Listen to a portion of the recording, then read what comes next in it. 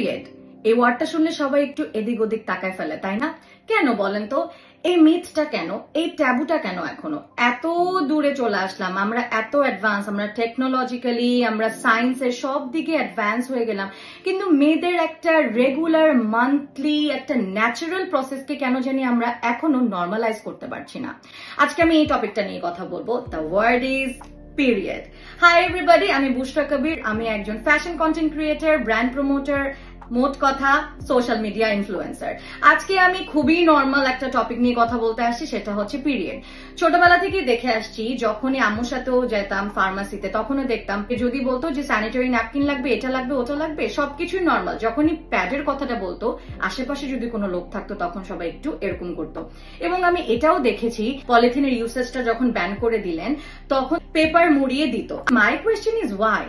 এটা তো এতই নর্মাল, এতটাই ন্যাচারাল প্রসেস, যে এটা ছাড়া তো আমি আসলে আপনার সামনে এখন বসে কথা বলতে পারতাম না এবং আপনিও আমাকে স্ক্রিনে দেখতেন না, রাইট? আমার কথা হচ্ছে যে আমি এই মিথটাও শুনেছি যে পিরিয়ড হলে তুমি 2 দিন স্কুলে যেতে পারবা না, পিরিয়ড হলে কিচেনে যেতে পারবো না, স্পেশাল কিছু আইটেম খেতে হবে, শুয়ে থাকতে হবে 4-5 দিন। বাট আমার কথা হচ্ছে কেন এত অ্যাডভান্স হয়ে গিয়েছি? আমার ছোটবেলার কথা বলছি আমি, তখন বেশি এগুলো শুনতাম এবং আমার মেয়েকেও কিন্তু 4-5 বছর পর হচ্ছে গিয়ে এটা নিয়ে কথা বলতে হবে। আমি এটা মেক শিওর করবো যে it is as normal as we intake food.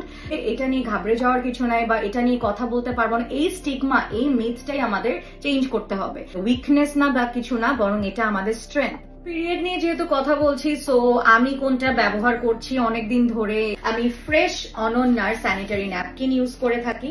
আমি হচ্ছে গিয়ে তাদের প্যাড গুলা অসম্ভব পছন্দ করি।